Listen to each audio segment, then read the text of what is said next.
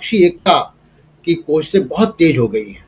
नीतीश कुमार एक मिशन पर निकले हुए हैं और वो दिल्ली में सोनिया गांधी, मल्लिकार्जुन खड़गे, राहुल गांधी से मुलाकात कर चुके हैं। देश भर में और भी नेताओं से उनकी बातचीत हो रही है। तो देश की राजनीति किस तरफ जाएगी, नैरेटिव क्या होगा, विपक्षी एकता का नक्शा क्या होगा, इन सब मुद्दों पर बात करने के लिए आज हमारे पास बहुत विशेष मेहमान हैं और वो आरजेडी के सांसद प्रोफेसर मनोज कुमार झा हमारे साथ हैं। प्रोफेसर झा, आपका स्वागत है। प्रोफेसर मनोज कुमार झा केवल सांसद नहीं हैं, वो एक बुद्धिजीवी हैं, लिखते हैं अखबारों में, लिखते पढ़ते हैं, बहुत अच्छी स्पीचेस देते हैं दोस्तों। राज्यसभा जो अपर हाउस है वो बहुत उम्दा भाषणों के लिए भी जाना जाता है और मैंने प्रेस गैलरी में बैठ के बहुत अच्छे लोगों के भाषण प्रोफेसर झा सुने हैं। और आज के राज्यसभा में भी जो 2-4 लोग 6 लोग जिनके भाषण आप लोगों को सुनने चाहिए वो प्रोफेसर कुमार झा के भी हैं और उनको आप यूट्यूब में जाके उनके भाषणों को सुनिए, उनके आर्टिकल्स पढ़िए। प्रोफेसर झा, शुरुआत करते हैं जो राजनीति में हो रहा है अभी। पहली बात तो कर्नाटक के रिजल्ट आए हैं और कर्नाटक के रिजल्ट में 2 चीजें हुई हैं। एक कि एक संदेश वहां से गया कि नरेंद्र मोदी का मैजिक क्या चल रहा है कि नहीं चल रहा है, एक, और दूसरा बीजेपी को हराया जा सकता है और निर्णायक तौर पर हराया जा सकता है। यह कर्नाटक का संदेश आता है। आप इसको राष्ट्रीय राजनीति के परिप्रेक्ष्य में कैसे देख रहे हैं? प्रशांत जी, एक पहले तो बहुत बहुत शुक्रिया आपका, क्योंकि लंबे अरसे से हम लोगों की ये बातचीत ड्यू थी। मैं एक ही बात स्पष्ट तौर पे कहूँगा कि कर्नाटक ही नहीं, कोई भी चुनाव जो होता है ना, वो जीत में और हार में दोनों में संदेश देता है, जीतने वाले को भी और हारने वाले को भी। कर्नाटक इतना महत्वपूर्ण चुनाव नहीं होता अगर प्रधानमंत्री जी ने इसको अपनी व्यक्तिगत प्रतिष्ठा का सवाल ना बनाया होता। कई प्रधानमंत्री पहले रहे हैं जिन्होंने असेंबली चुनाव या म्युनिसिपल चुनाव को इतनी प्रतिष्ठा का प्रश्न कभी नहीं बनाया। प्रधानमंत्री जी के साथ दिक्कत ये भी है कि वो 24 घंटे 7 दिन इलेक्शन मोड में रहते हैं। तो हमारी व्यग्रताएं जो कर्नाटका को लेकर के थी, उन व्यग्रताओं के पीछे ये सोच थी कि क्या इतनी सारी परेशानियों, दिक्कतों, करप्शन का इतना बड़ा व्यापक कैनवस जिस कर्नाटका में था, क्या प्रधानमंत्री जी इसको मैं बनाम सभी करके प्रभावित करने की कोशिश करेंगे? तो जाहिर तौर पर उसको झटका लगा है और इस झटके का देश भर में एक व्यापक संदेश है। लेकिन इससे पूर्व मैं एक बात बताऊं प्रशांत जी, बिहार में जब 20 का हमारा असेंबली इलेक्शन हुआ तो बीजेपी के एक बड़े नेता थे, उन्होंने मुझसे कहा कि देखो यार, बिहार का समीकरण तो स्पष्ट है, जो 2 एक साथ आते हैं तीसरा हार जाता है।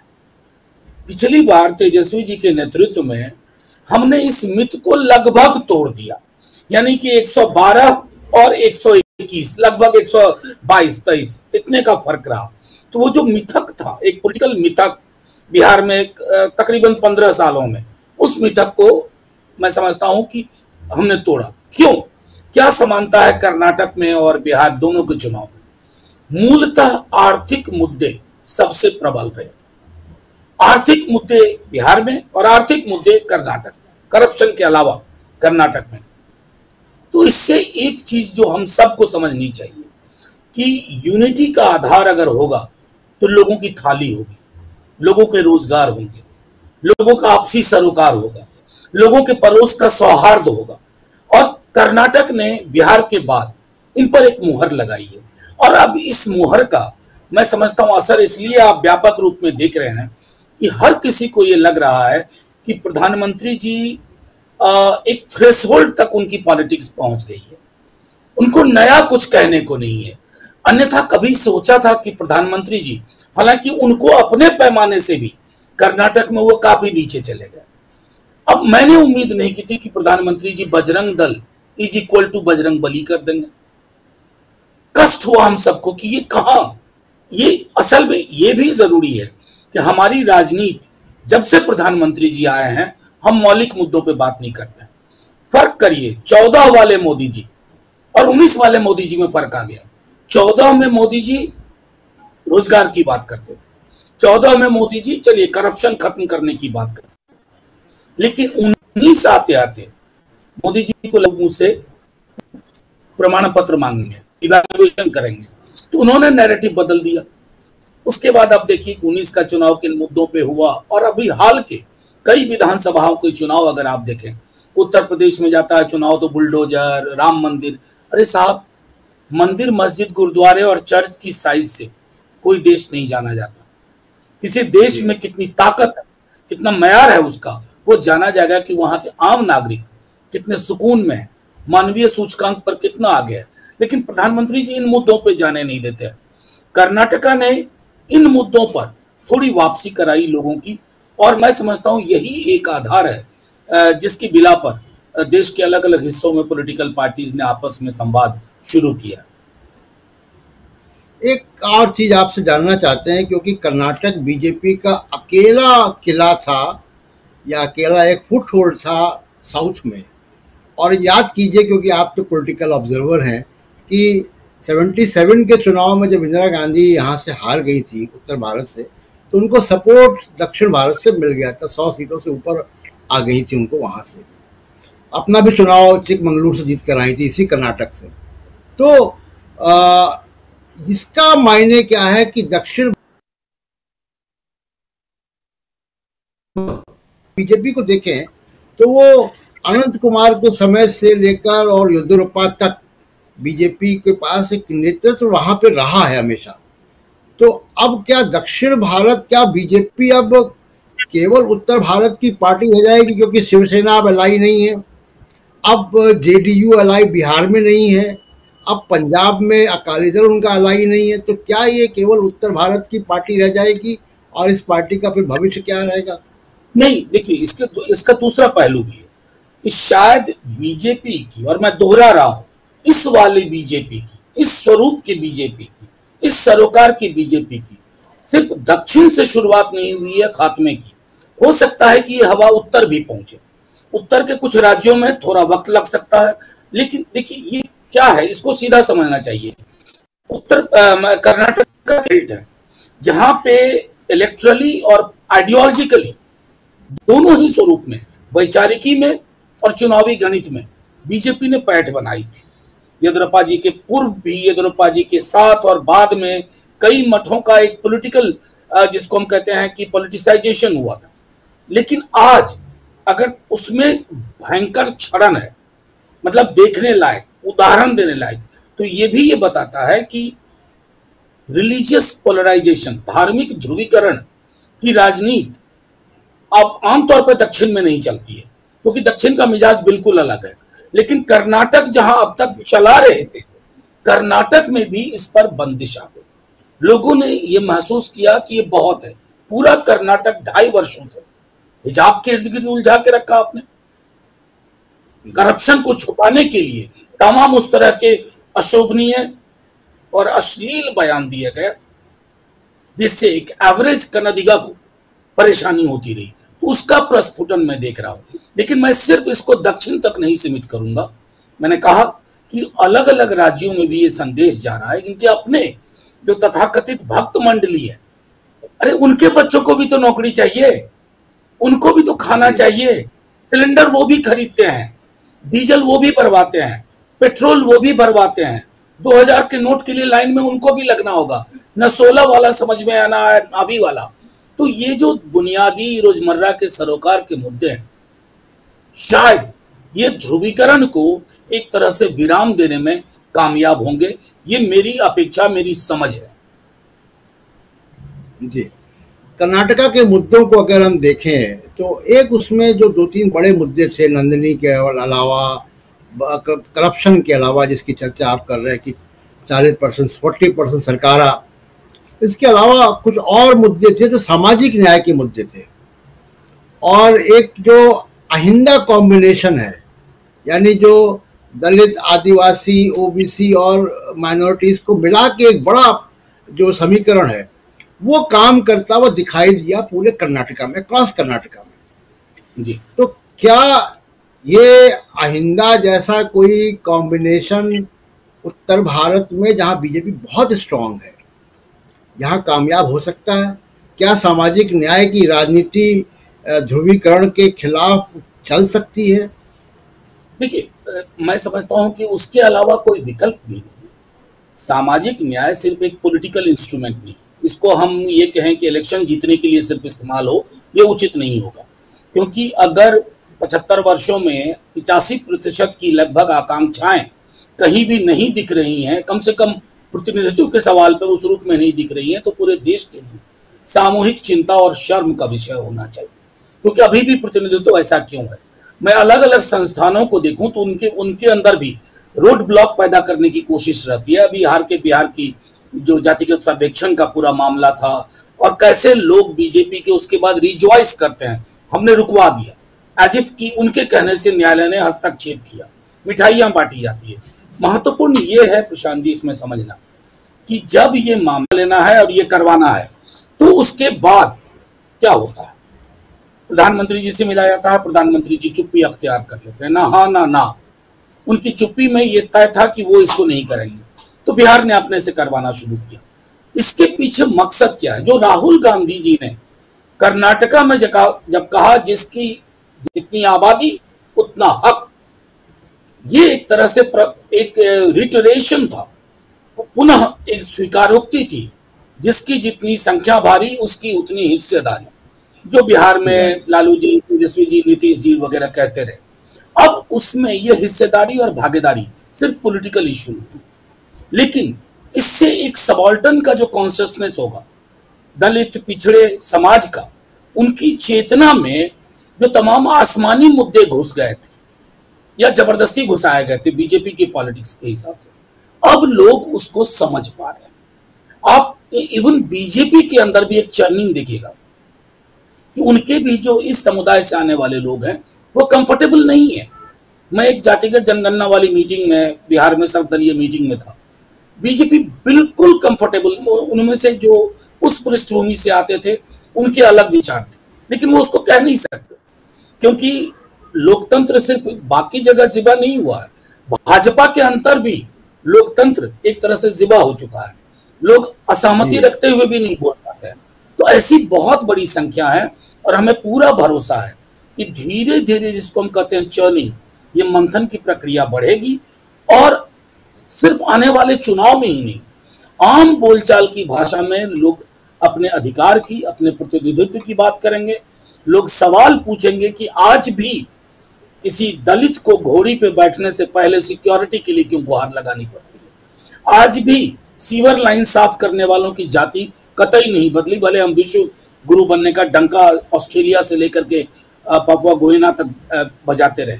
लोग पूछेंगे कि भूमिहीन कौन है, किसके पास ज्यादा जमीन है, कौन कौन सी नौकरी में है, निचले पायदान की नौकरियों में कौन है, अगले पायदान की नौकरियों में क्यों कौन है, मंत्रिमंडल का स्वरूप क्या है, वगैरह वगैरह। ये सारी बातें अब विमर्श में आ रही हैं, और ये विमर्श न सिर्फ विपक्ष के लिए बल्कि देश के लिए, बल्कि यूं कहूं कि भाजपा के लिए भी एक मौका है कि इस विमर्श को मजबूती प्रदान करे, क्योंकि ये राष्ट्र हित में है। और देश को, जो अम्बेडकर कहते थे ना, 49 में उन्होंने कहा कि सोशल डेमोक्रेसी, तो वो सोशल डेमोक्रेसी की तरफ इस देश को बढ़ना होगा, इक्वालिटी। मनोज जी, जी प्रोफेसर मनोज, मैं तो बहुत युवा था पत्रकार जिस वक्त मंडल कमीशन लागू हुआ, और मैंने देखा अपने न्यूज रूम में हमारे संपादकों की राय बदल गई रातों रात, जो हिंदू अपर कास्ट या सवर्ण संपादक थे, और बड़ा खराब भी लगता था।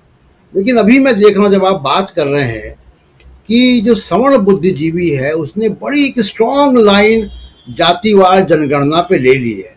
हालांकि बिहार में जो हो रहा हेड काउंट नहीं है, वो एक सर्वे है जिसको हाई कोर्ट ने स्टे किया हुआ है, एक अलग बात है, वो अलग बहस है वो।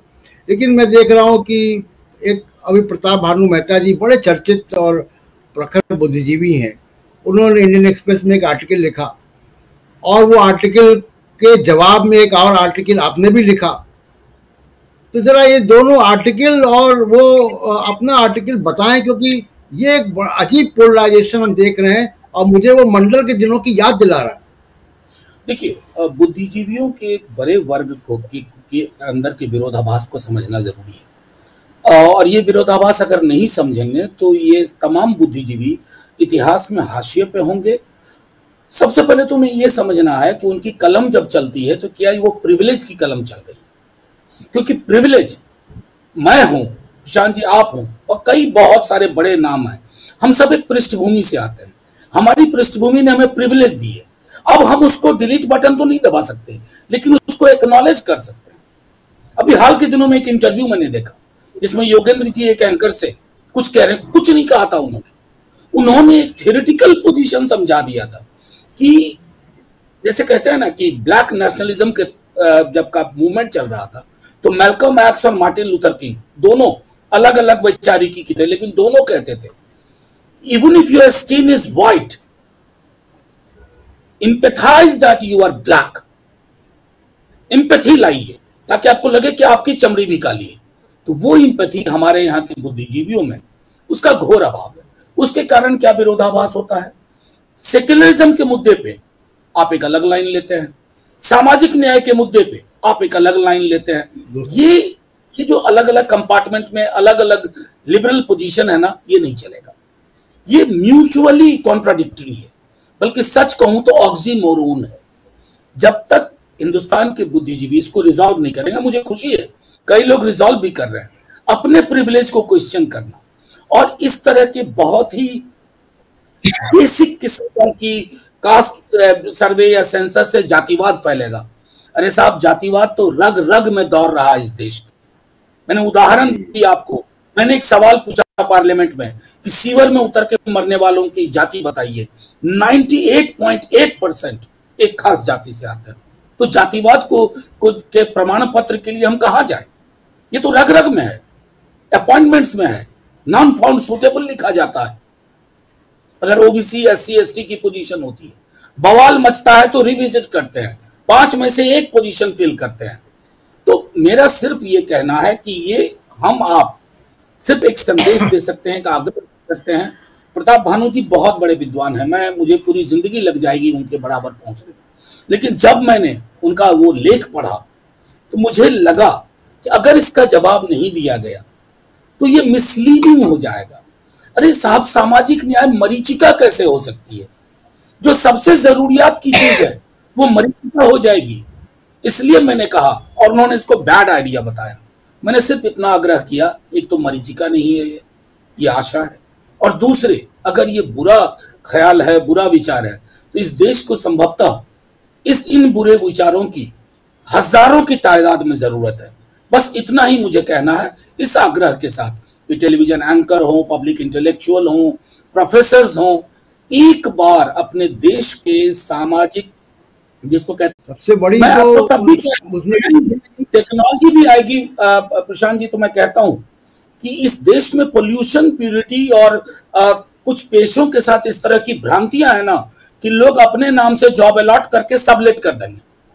हमने उत्तर प्रदेश में देखा था, मायावती जी के दौर में लोगों ने नौकरियां ले ली 12,000 15,000 में अपने नाम से, और 5,000 में दूसरों को, उन्हीं लोगों को जिनकी वजह से हम चिंता में थे कि क्यों यही लोग सीवर में उतरते हैं।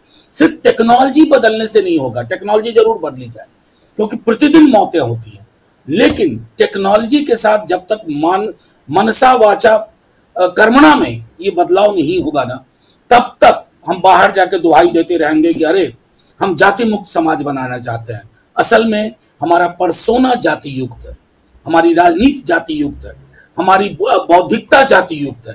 इन सबको फ्री करना होगा। आपको लगता है कि ये जो राम जन्मभूमि का आंदोलन हुआ और बीजेपी का बहुत तेजी से ग्राफ ऊपर गया, मोदी साहब एक आइकन जैसे नेता बन गए, इसने भारत के समाज को, जो खासकर संविधान में जो उद्देश्य थे उसकी में जो रफ्तार थी हमारी, उसको कम कर दिया, और जाति इसको कैसे पूरा करेगी?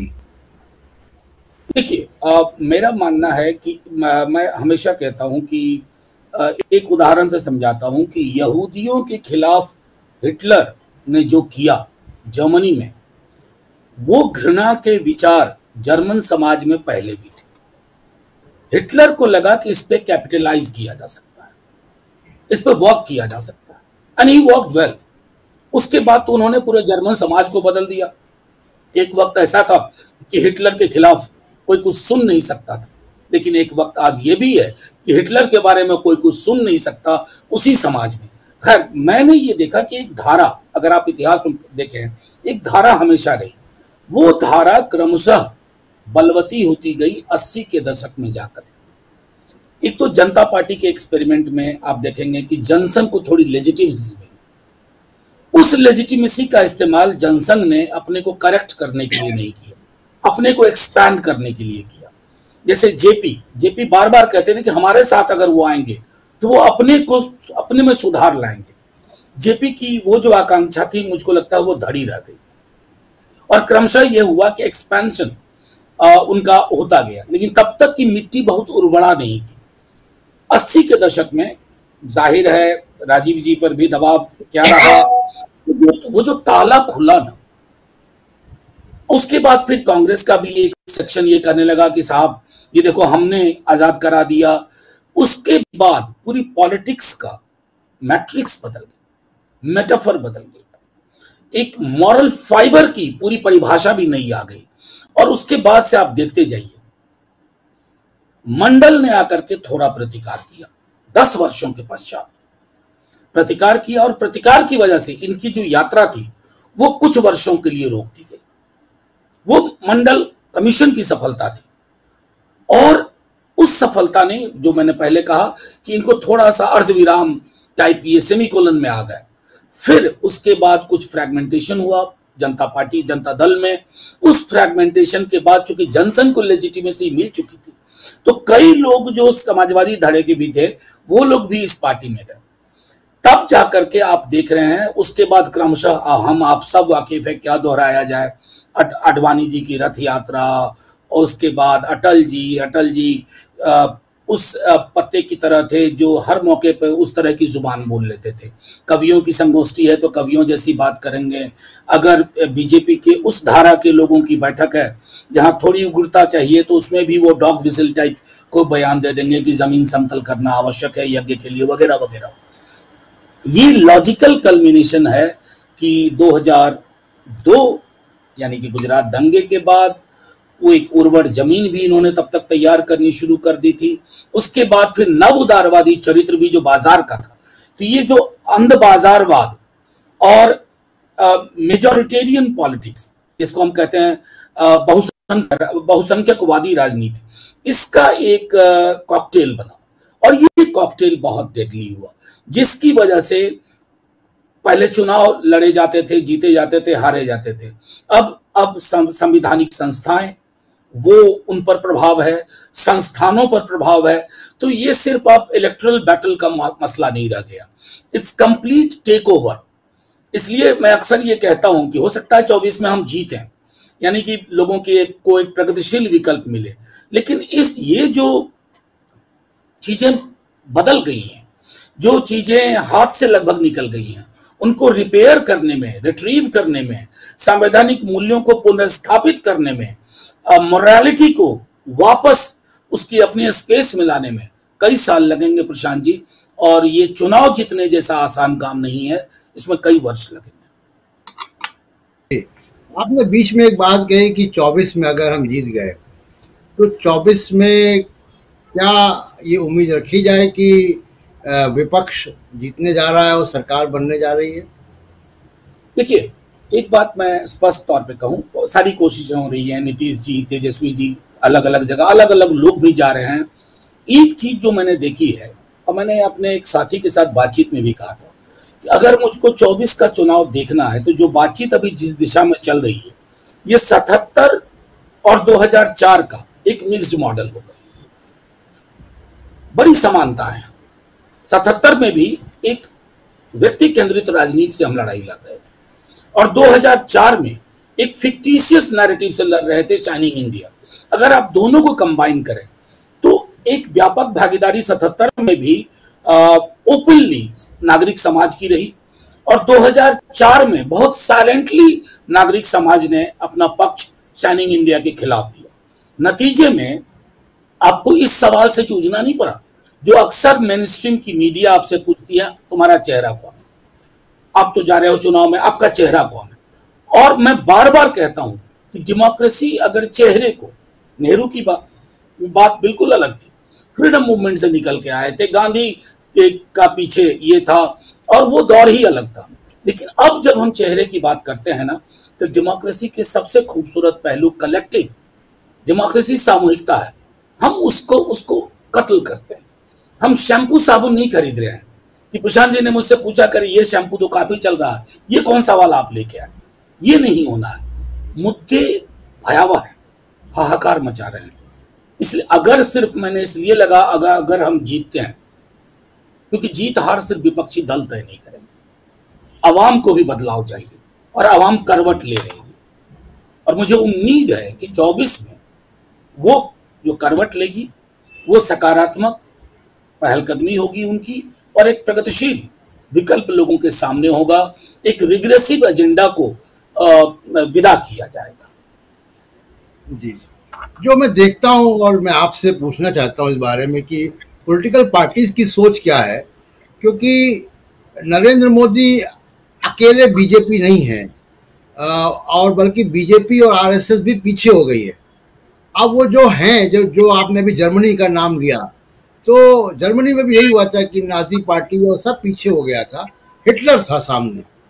तो यहाँ पे नरेंद्र मोदी, इंस्टीट्यूशंस और मीडिया, ये जो एक गठबंधन है और उसमें सारे इंस्टीट्यूशन शामिल हो जाते हैं। कई बार सुप्रीम कोर्ट को लगता है सुप्रीम कोर्ट के बारे में कि बड़ा प्रोग्रेसिव है, फिर वो 2-4 जजमेंट ऐसे आ जाते हैं कि लगता है कि रीथिंकिंग है। तो जैसे जाति जनगणना के मामले में हो रहा है। तो ये इसको देखते हुए आपको लगता है कि देखो, कि आपने जो पिछली घटनाओं की चर्चा की, चाहे 77 की या 2004 की, मीडिया तो वैसा नहीं था, और इस मीडिया के रहते आप कैसे लड़ पाएंगे? प्रशांत भाई, मीडिया उतना डाइवर्स भी नहीं था उस दौर में जितना आज है। ये जो मुख्य धारा की मीडिया को लगता था कि वो एजेंडा सेट करते हैं। हम कर्नाटक चुनाव का मैंने थोड़ा कंटेंट एनालिसिस किया 15 दिन का। कर्नाटक चुनाव में मुख्य धारा की मीडिया का पूरा जोर था कि इसको पोलराइज कर दिया, और वो माने नहीं। आखिरी दिन तक उन्होंने बजरंगबली बनाम बजरंग दल दोनों को बनाम तो किया ही नहीं, उसको इक्वल टू कर दिया। हर अस्त्र का एक एक्सपायरी डेट होता है, उसको एक्सपायरी डेट में ना कहिए कि वो बार बार काट की हांडी नहीं चढ़ेगी। इस बार कम कोशिश की। लेकिन एक और चीज जो मैं देख रहा हूं, ये जो आप लोगों की तरह की मीडिया है, हजारों यूट्यूब हैं, अलग अलग सोशल मीडिया प्लेटफॉर्म है, पेनिट्रेशन पावर इनका काफी बढ़ गया है। अक्सर आप देखेंगे मध्यम वर्ग के लोग भी कहते हैं, गांव देहात में भी अब लोग मोबाइल पे न्यूज देखते हैं। मोबाइल का न्यूज मतलब IBN, आज तक, NDTV, इंडिया टुडे नहीं होता है। मोबाइल का न्यूज मतलब प्रशांत जी को कोई देख रहा है, अजीत अंजुम जी को देख रहा है, रवीश जी को देख रहा है, पुण्य प्रसून को देख रहा है, ऐसे लोगों को सुन रहा है, छोटे छोटे जो है यूपी के चैनल्स उनको देख रहा है, 4 PM को देख रहा है, DB को देख रहा है। मतलब अलग अलग राज्यों में, गुजरात में बहुत सारे हैं, हिमाचल में है, अभी कर्नाटका में लोगों ने दिल्ली की मीडिया को देखा ही नहीं, और दिल्ली की मीडिया को समझ में नहीं आ रहा था कि कर्नाटका में लोग कन्नड़ मीडिया देख रहे हैं, और उनकी समझ ज्यादा बेहतर निकली चुनाव के आउटकम के संदर्भ में। मैं उनके इन्फ्लुएंस को डिनाई नहीं करना चाहता, लेकिन एक पैरेलल मीडिया भी, जैसे कल ही राहुल जी ट्रक से यात्रा कर रहे थे, राइट, एक मुख्य धारा की मीडिया में हल्का एक विजुअल आया, लेकिन बाकी जगह चल रहा है। तो लाख कोशिश के बावजूद कि प्रधानमंत्री जी का कौन पांव छू रहा है, क्या हो रहा है, लेकिन उस पर बदलाव नहीं हुआ।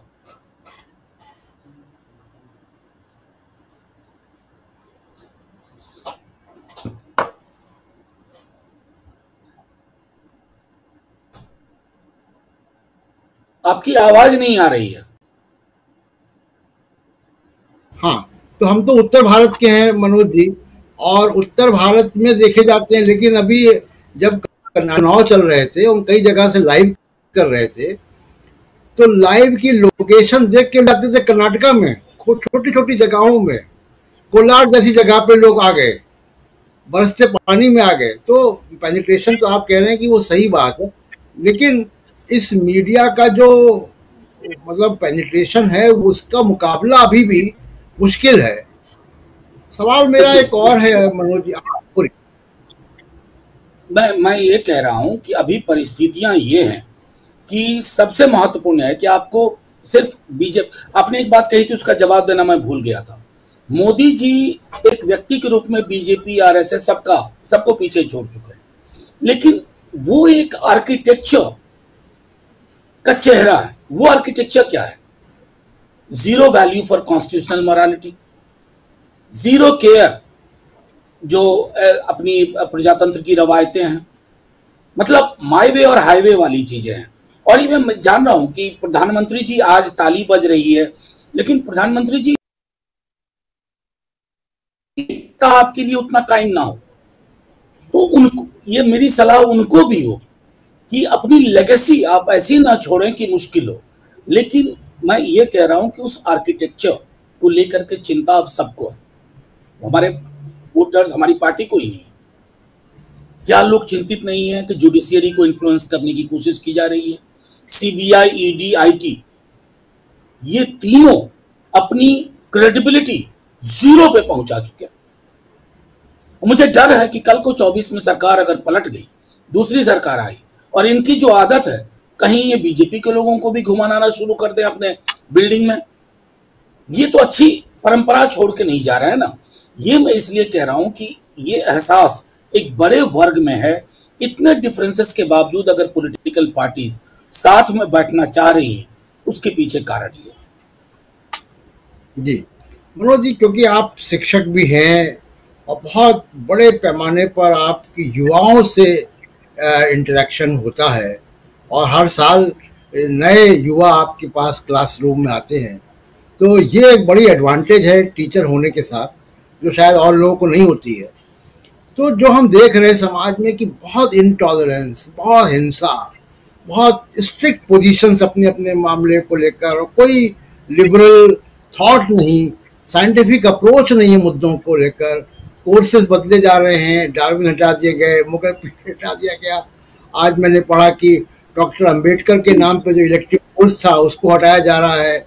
ये जो बड़ी बेशर्मी के साथ हो रहा है, ये किस तरीके का समाज निर्माण करेगा, एक बात। और जैसा जैसा हम देख रहे हैं आज का समाज, क्या आप युवाओं में कोई तब्दीली देख रहे हैं? क्योंकि मैं तो देख रहा हूँ कि बहुत रिजिडनेस है, बड़ी इंटॉलरेंस है, और इस समाज में जो पहले नहीं थी, उसका साइंटिफिक नहीं है, रैशनल नहीं है। प्रशांत जी, इस मामले में मैं थोड़ा मार्क्स से एक कॉन्सेप्ट बोरो करना चाहता हूँ, थीसिस एंटीथीसिस। ये मैंने देखा है कि इंटॉलरेंस बढ़ा है। हालांकि मेरे अपने व्यक्तिगत मेरे विभाग में, मेरे दिल्ली यूनिवर्सिटी के विभाग में, मुझे ये बहुत एक बड़ी बीमारी के रूप में नहीं लगा। अभी भी मुझे लगा कि लार्जली जो मेरे छात्र हैं, छात्राएं हैं, वो एक समझ है, एक क्रिटिकल थिंकिंग है, क्रिटिकल पेडागॉजी चाहते हैं, और मतलब एक इगैलिटेरियन सोच के पक्ष में बात होती है। लेकिन दूसरी चीज मोदी जी, जो मैंने कहा ना कि आर्किटेक्चर, उस आर्किटेक्चर के चेहरा है। इमेजिन कीजिए कि आर्किटेक्चर है जिसमें चारों तरफ मोदी जी है, वो एक इकोसिस्टम है। उस इकोसिस्टम में क्रिटिकल थिंकिंग नहीं चाहिए आपको।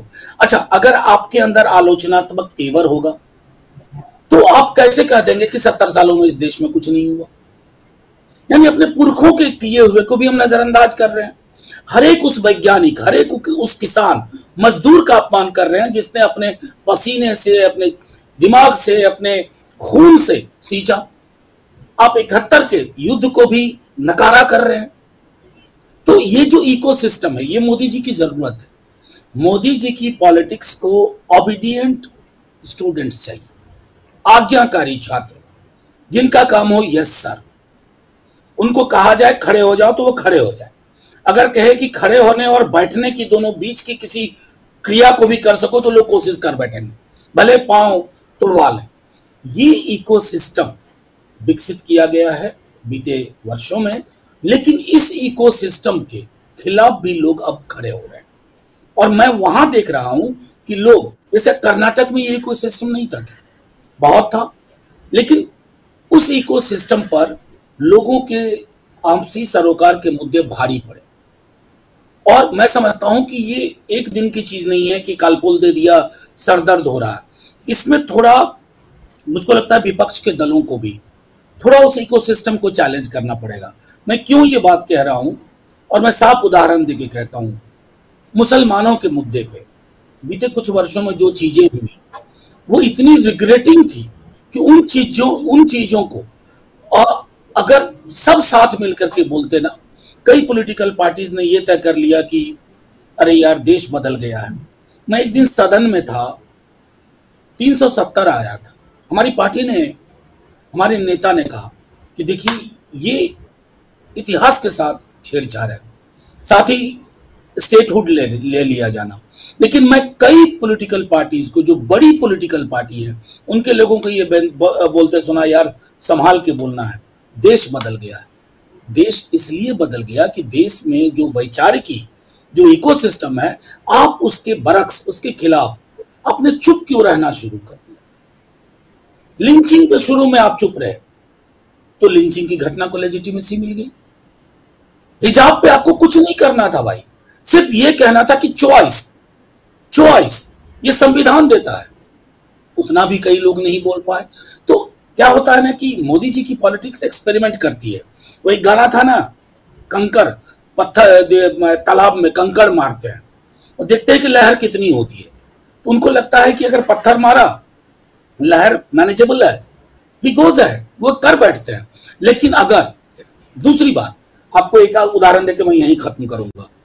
किसान कानून जब बने,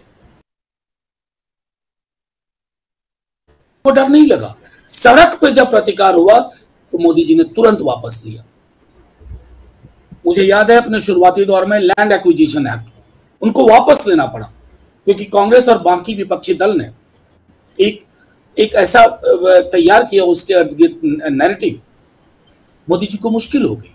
तो वो जो एक चीज है ना, वो एक कलेक्टिवली करना होगा। मैं ये नहीं कहता हूं कि सब मिलकर जंतर मंतर पे बैठे, लेकिन हर राज्य में एक जंतर मंतर है, हर गली में एक जंतर मंतर है, वहां बैठ करके इसका प्रतिकार 24 घंटे 7 दिन करना होगा। अभी आप रथ यात्रा की बात कर रहे थे, और रथ यात्रा की बात, अडवाणी जी की रथ यात्रा की बात, और अडवाणी जी की रथ यात्रा की बात बिना लालू जी की चर्चा के नहीं हो सकती। तो और जो अब हो रहा है उनके साथ, तमाम मुकदमे, रेड्स और छापे, ईडी के, सीबीआई के केसेस, यहाँ तक कि जब वो किडनी का अपना ऑपरेशन करवा के आए उसके बाद भी उनके ऊपर रेड पड़ रही है, पूछताछ हो रही है। ये पूरा जो मामला, क्या लालू प्रसाद यादव उन्होंने कॉम्प्रोमाइज नहीं किया। बहुत सारे सामाजिक न्याय के नारा लेकर लोग नेता आए और उन्होंने बहुत सारे मामलों पे कॉम्प्रोमाइज किया, जिसकी आप बात कर रहे हैं कि लोगों ने बोलना बंद कर दिया।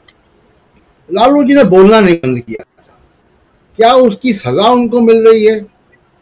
ये प्रश्नवाचक चिन्ह होना ही नहीं चाहिए प्रशांत। क्या उनको सजा मिल रही है? उन्हें सजा मिल रही है। उस आदमी के जिंदगी के बेहतरीन उर्वर साल इस सत्ता प्रतिष्ठान ने ले लिए। आडवाणी जी को जब वो गिरफ्तार उन्होंने किया, उससे पहले वार्निंग दी थी आडवाणी जी को, और उनको पता था कि उनकी सत्ता भी जा सकती है, लेकिन केयर नहीं किया। नया मुख्यमंत्री अभी समिति उन्होंने, और उन्होंने तराजू पे नहीं तोला क्या होगा, मेजॉरिटी का वोट आएगा नहीं। वो जानते थे कि इस देश की मॉरल मेजॉरिटी है जो संविधान की रवायतों में यकीन करती है, आगे बढ़े और गिरफ्तार किए। उसके बाद आप लगातार देखिए 2009 के बाद, खास तौर पर 14 के बाद क्या हो रहा है।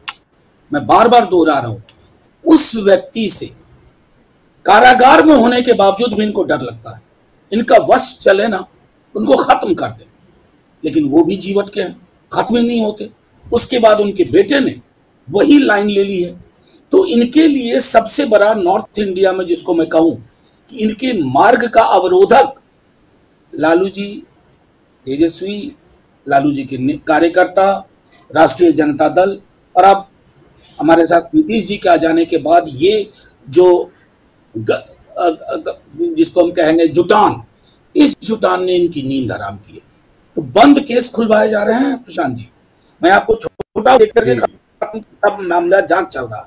तेजस्वी जी नाबालिग थे, उन पर कोई केस नहीं बना, केस क्लोज हो गया था। लेकिन जैसे ही पिछले वर्ष हमारी सरकार बनी बिहार में, मुझे पता है सीबीआई के अधिकारियों को निर्देश गया और सीबीआई की उन अधिकारियों ने कहा कि ठीक है सर, मैं आपको सरकार गिरा के देता हूं। ये बात बोली गई, सरकार गिरा के देता हूं। उनका मकसद ये था।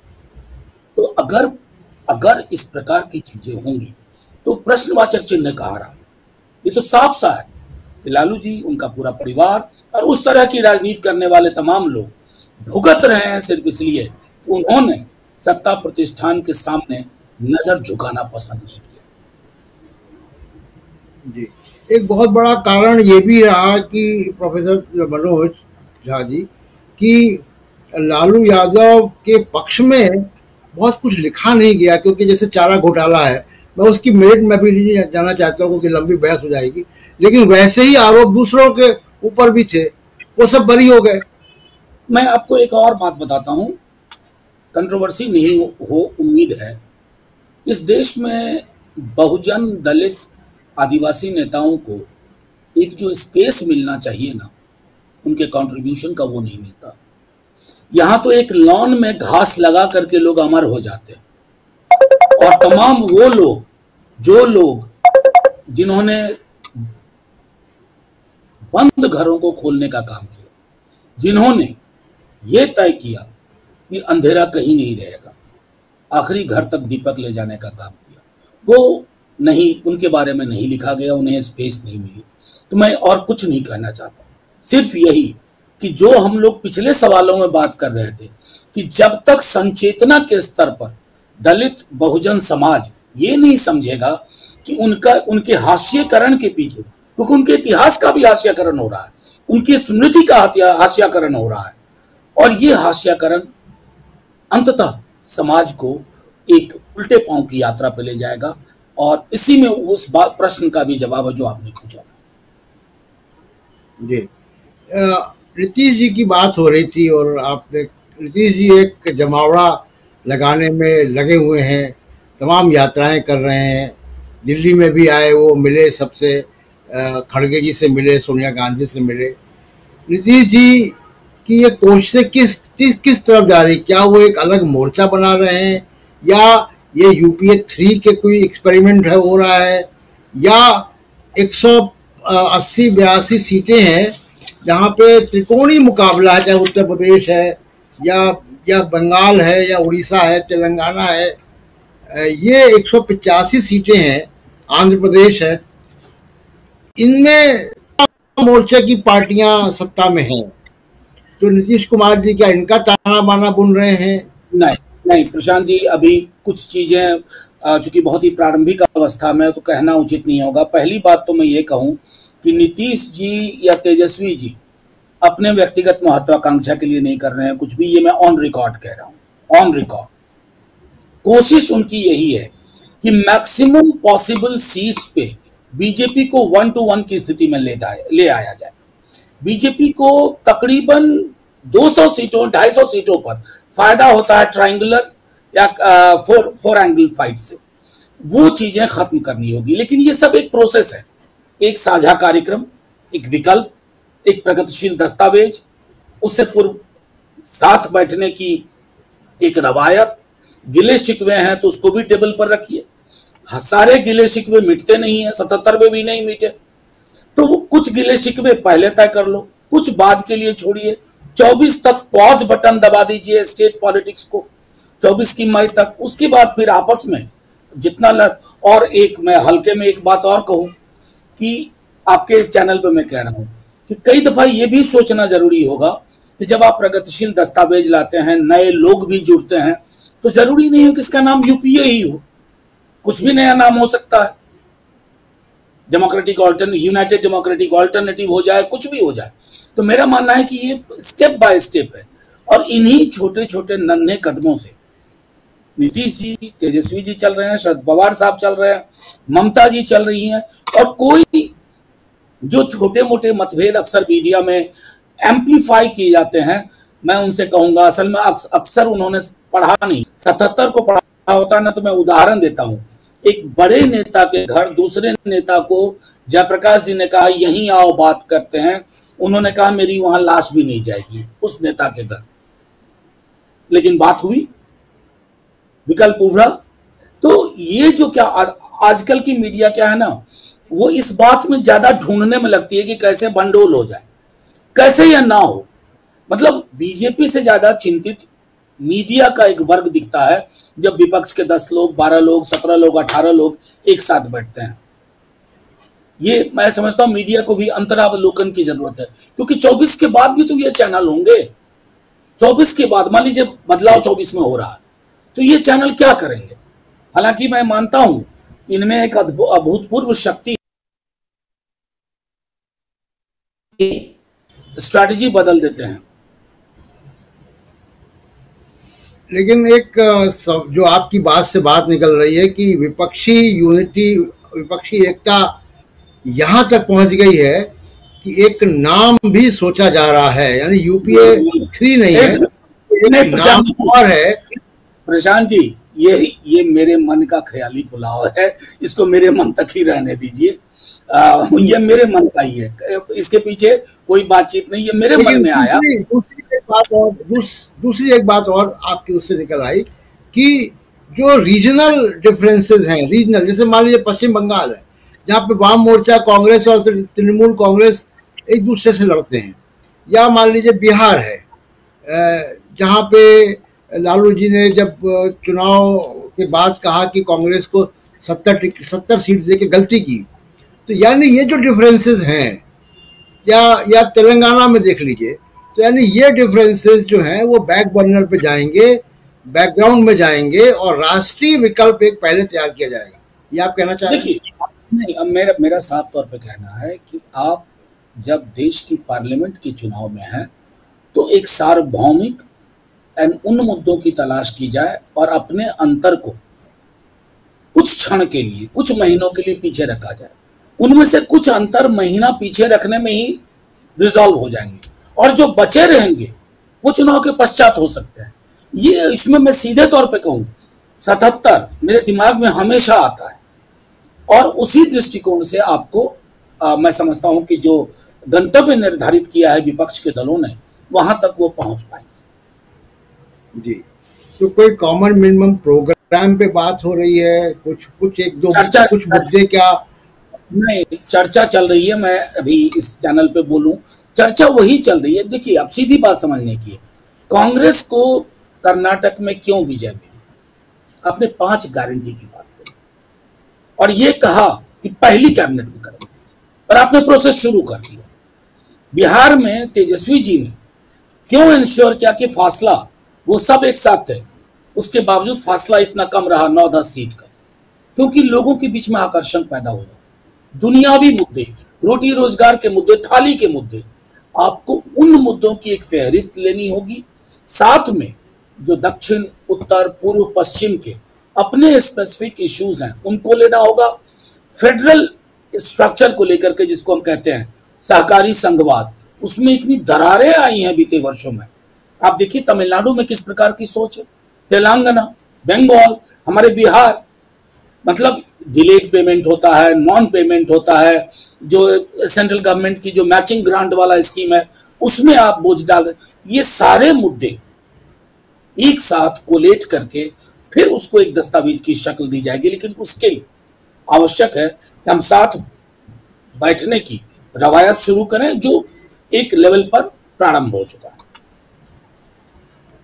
तो क्या रोजगार के मुद्दे, जाति जनगणना, ये सारे मुद्दे उसका कॉमन मिनिमम प्रोग्राम का हिस्सा होंगे?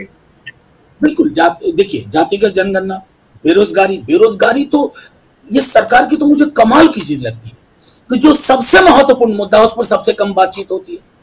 चाहे पार्लियामेंट हो या पार्लियामेंट के बाहर हो। तो महंगाई, ये वही लोग हैं ना, क्या क्या नहीं बोलते थे।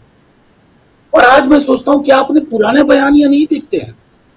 उन तमाम तरह की चीजों को लेकर के, उसके साथ साथ वेलफेयर को लेकर के हमारा नजरिया क्या होगा।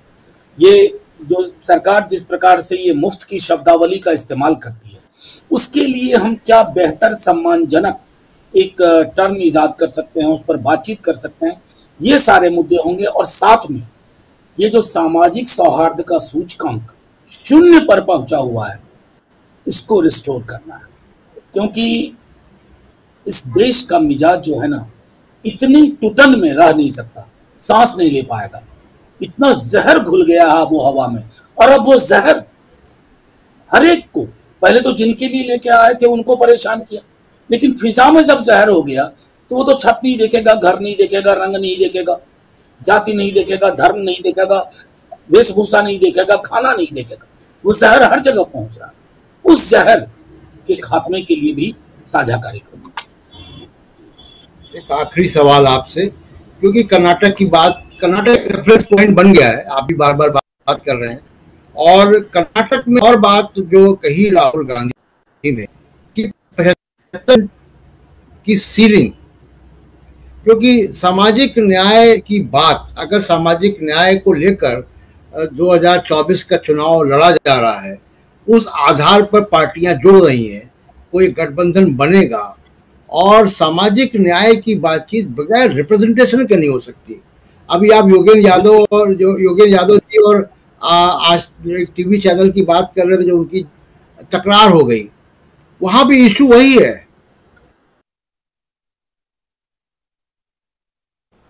पहले भी कहा आपसे बातचीत में मैंने पहले भी कहा कि प्रतिनिधित्व और व्यापक प्रतिनिधित्व आबादी के अनुरूप जब तक कोई भी सरकार नहीं दे पाती है, कोई भी समाज सुनिश्चित नहीं करता है, वो समाज आधा अधूरा है, उसकी बनावट और बुनावट में खोट है। तो अब तो देखिए ये सवाल भी नहीं रहा। बालाजी जजमेंट, इंदिरा साहनी जजमेंट, वो सब नल एंड वॉइड हो गया। 10% EWS के बाद जो सर्वोच्च न्यायालय की टिप्पणी आई, उसमें तो हो गया। ये सीलिंग मायने नहीं रखती।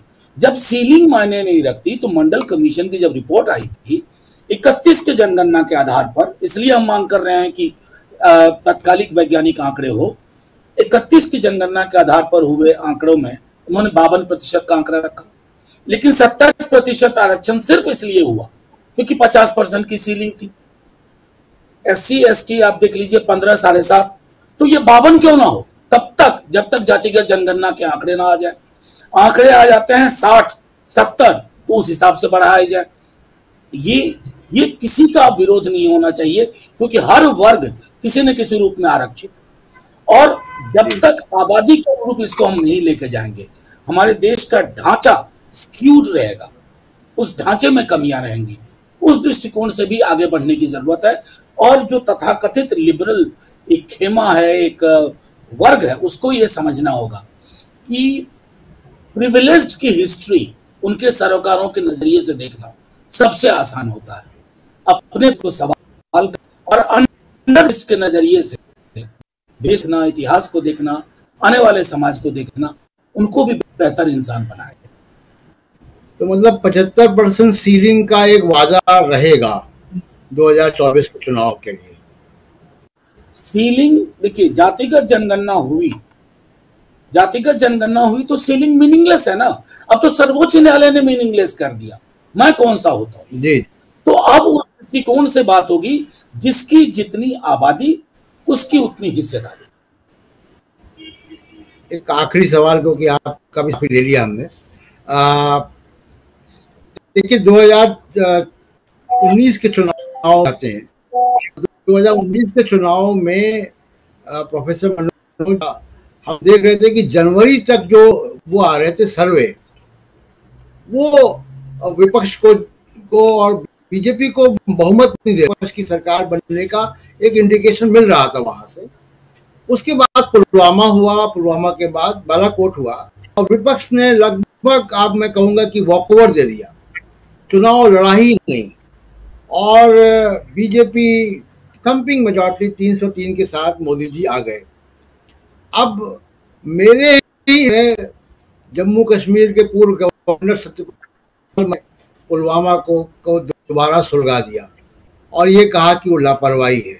अब ये जो पुलवामा 2 है, राजनाथ सिंह के ऊपर भी आ रही हैं, पुलवामा की जांच हो रही है, ये 350 किया। उन्होंने मेरे इंटरव्यू में बताया कि वहाँ एक जिप्सी भी नहीं की, प्रधानमंत्री ने ढाबे से फोन किया, ये सब बातें। तो पुलवामा को आपको लगता है क्योंकि क्या कि पुलवामा पे सवाल जो 40 जो सीआरपीएफ के जवान उसमें मारे गए, उस सवाल को जनता में दोबारा आएंगे विपक्षी पार्टियां? एक बात, आपके प्रश्न के दो पहलू हैं प्रशांत जी। मैंने आपका भी इंटरव्यू देखा, सबसे पहले आप ही का था, उसके बाद करण थापर जी का देखा। उन दोनों इंटरव्यू के बाद जो सवाल सतपाल मलिक जी ने, सतपाल मलिक जी गली में चलने वाले कोई आम इंसान नहीं है जो उन्होंने अपने मेगाफोन पे कुछ भी कह दिया। बड़ी गंभीरता से उन्होंने वो बात रखी थी और उसके बाद मन में बहुत कष्ट हुआ कि जिन घरों में आपने तिरंगे में लिपटी लाश गई, फूल मालाएं चढ़ी, लोगों ने सैल्यूट किए, वो एक दिन का इवेंट होता है, लेकिन उस घर के चिराग बुझ जाते हैं। वो वापसी उसकी नहीं होती, कोई कॉम्पनसेशन दे दीजिए, उस घर का चिराग वापस नहीं आता। 2019 के जनवरी में सदन में मैं था, बीजेपी के अधिकांश लोग ये मान के चल रहे थे, कई सांसद, कि अब वापस नहीं आएंगे दोबारा, लेकिन वो जीत क्या है, क्योंकि बीच में जैसा आपने कहा कि चुनाव की पूरी धारा ही बदल जाएगी। कैसे चुनाव लड़ेगा प्रशांत जी विपक्ष? क्या उस दौर में शहीदों के कारण नम हुई आंखों से बेरोजगारी की बात हो सकती थी? तभी महंगाई की बात हो सकती थी? नहीं हो सकती। पूरा का पूरा नैरेटिव बदला सर। बस मुझे दुख इस बात का है, आज भी दुख इस बात का है, सरकार तो बन गई दोबारा भी, दुख इस बात का है आज तक उसकी कोई इंक्वायरी अगर हुई है तो सदन को कोई रिपोर्ट नहीं। इतनी बड़ी बात सतपाल मलिक जी ने कही, आप आकर के ऑफिशियली तत्कालीन गृह मंत्री या आज के गृह मंत्री या बाकी लोग डिनाइल क्यों नहीं देते हो एविडेंस के साथ कि सतपाल मलिक जी जो कह रहे हैं वो गलत? नहीं दे रहे हैं डिनाइल। आपके डिनाइल नहीं से एविडेंस बेस्ड डिनाइल, हवा में नहीं कि सतपाल मलिक जी को अब गवर्नर का पद नहीं मिला इसलिए बोल रहे हैं। एविडेंस बेस्ड डिनाइल अगर आप करते हैं तो समझेंगे, अन्यथा हमें ये लगेगा कि 2019 के चुनाव शहीदों के कारण नम आंखें, तिरंगे में लिपटी लाशें, उस पर फूल, और हम सब ये इतिहास दर्ज करेगा कि ये चुनाव जिन शहीदों के नाम पे हुआ, उनकी शहादत के पीछे जो कहानियां छोड़ी गई थी वो कहानियां आज भी नहीं पता। हमें नहीं पता कि इंटेलिजेंस का इतना बड़ा फेलियर कैसे हुआ, कौन अकाउंटेबल हुआ, आगे कौन अकाउंटेबल होगा। ये मैं समझता हूं ये सवाल सिर्फ एक चुनाव से सेटल नहीं होते हैं, पूरे देश का सवाल है। सरकारें तो आएंगी जाएंगी, इस पर सरकार को मैं समझता हूं खुल के साफ तौर पर ईमानदारी और पारदर्शिता के साथ रहना चाहिए। हम उम्मीद रखें कि अगर 2024 के बाद आप लोगों की सरकार आएगी तो पुलवामा पे जांच होगी। हर जो इस तरह की घटना हुई है उसकी जांच होगी, क्योंकि देखिए एक मैच्योर डेमोक्रेसी में क्या है, एक मैच्योर डेमोक्रेसी पर्दा नहीं डालती है, बेपर्दा कर सामने लाती है सच्चाई को। कमाल की बात है, अभी आपको मैं छोटा उदाहरण देता हूं, G20 श्रीनगर में हो रहा है, चाइना समेत कुछ देशों ने एक आपत्ति की है। ये सीधे it amounts to interference in domestic affairs. हमारे किसी भी महकमे से कोई स्ट्रांग रिबटल नहीं किया, कड़ी निंदा तक नहीं की गई। ये क्या बना के रख रहे हैं हम अपने देश को? क्या आप इवेंट मैनेजमेंट करो और इस तरह की अशोभनीय टिप्पणियां की जाएं, अनकॉल फॉर टिप्पणियां की जाएं, तो कंप्लीट चुप्पी पावर कॉरिडोर से। इस सब तरह की रवायतें भी बदलेंगी। अगर किसी ने आंख दिखाई ना, सिर्फ कहने के लिए लाल आंखें नहीं होंगी, सचमुच लाल आंखें होंगी।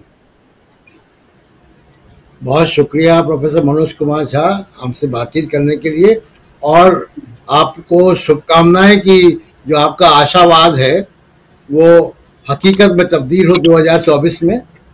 तो दोस्तों, प्रोफेसर मनोज कुमार झा हमारे साथ थे और उन्होंने पूरा जो सामाजिक स्थिति और राजनीतिक स्थिति पर एक दृष्टिकोण दिया है जो सोचने को मजबूर करता है। और मुझे लगता है और मुझे उम्मीद है कि देश उन्हीं आदर्शों पर वापस जाएगा जिसकी बात प्रोफेसर मनोज झा कर रहे थे। बहुत बहुत शुक्रिया। शुक्रिया।